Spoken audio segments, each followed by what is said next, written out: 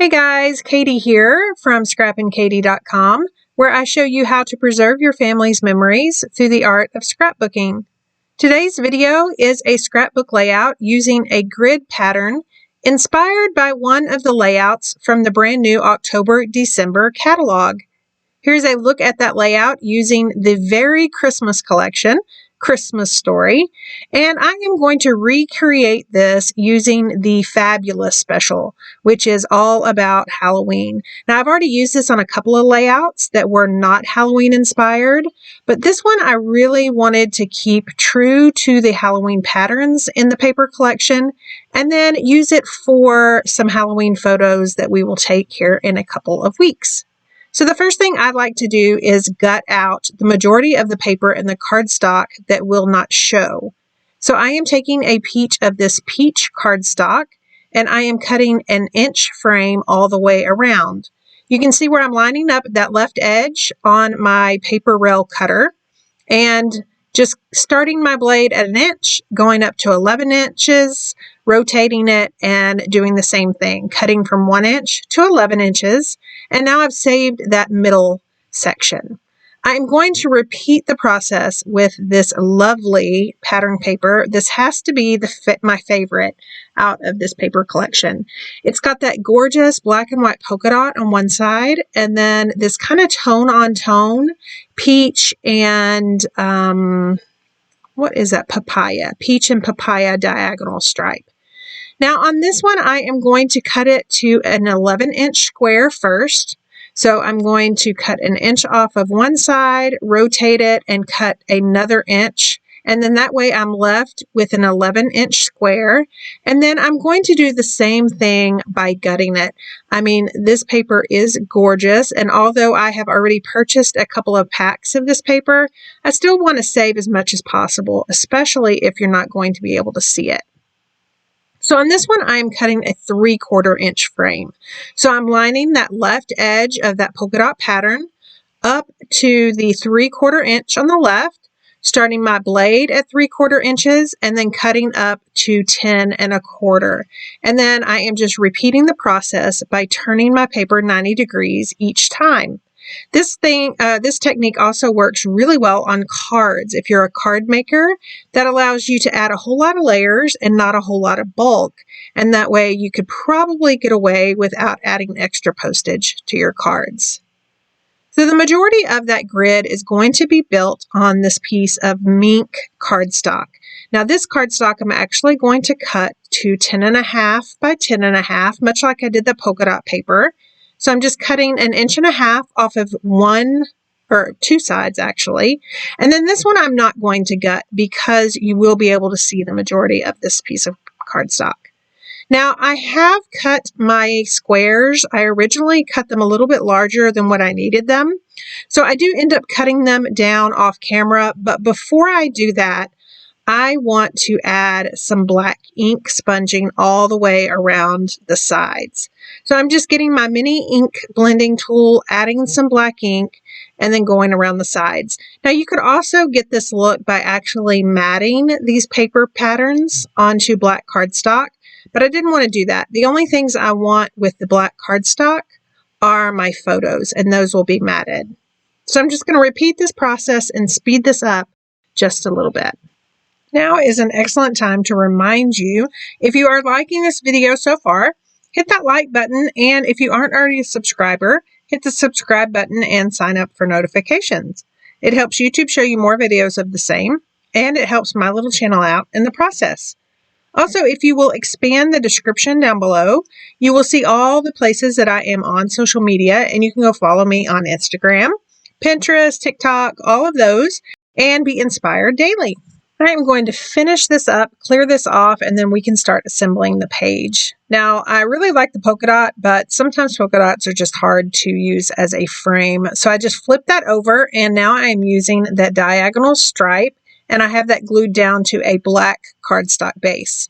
I am pulling out my Versamat so I can line up these little grid pieces. And then I also have my T-ruler. Now I am going to have to kind of slide it over a little bit. I want the pieces, the squares, the grid, to start an inch from the left and be an inch from the top. So I kind of have to finagle that piece onto my Versamat so I can get it lined up with my T-ruler. Now I do have my T-ruler upside down. It's a minor inconvenience just so it'll hang on the lip of that Versamat. But in the end, it really doesn't matter to me. It does have bold stripes for the inch mark, so I kind of know where I am going. Now I'm just going to lay these out. Again, these are the much reduced sizes of these squares. I ended up cutting them at 2 3/4 inch instead of 3 inches. And then that solid black piece up at the top left, that will actually be a photo weld for an offset photo. I'm thinking maybe a 4x6 photo, and I can just trim it down. Same thing with that black piece of cardstock in the center right. For my stamping, since I already have my Versamat out, I'm just flipping that over and then taking the spider web from the Fabulous stamp set. I'm going to ink that up in black and stamp one at the top left and bottom right. And then I'm going to take some Post-it notes and mask off those squares that I already have adhered down.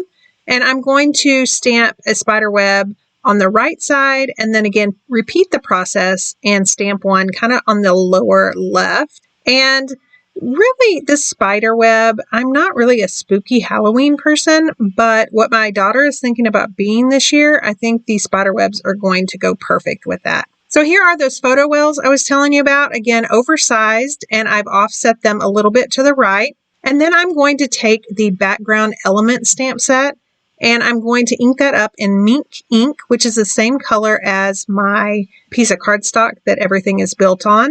And I'm just going to stamp that a couple of times here in the center. I will be doing a cauldron sticker popped up on 3D foam tape in the center, and I thought it would just be a little cool if it kind of looked like smoke coming out from behind it. Stamping on your layouts as well as adding stickers and die cuts really just adds a whole lot of dimension, and I just love how it looks when it's all finished. So I have just added 3D foam tape to that cauldron. I am having it where it comes down on that bottom square. And then I'm going to add some 3D foam tape to that bat. But before I do, clear shimmer brush for the win for that stuff coming out of the cauldron. Again, I am going to use some journaling strips down at the bottom. I think these are going to be perfect just to add a little something about the photos that I will put on this layout.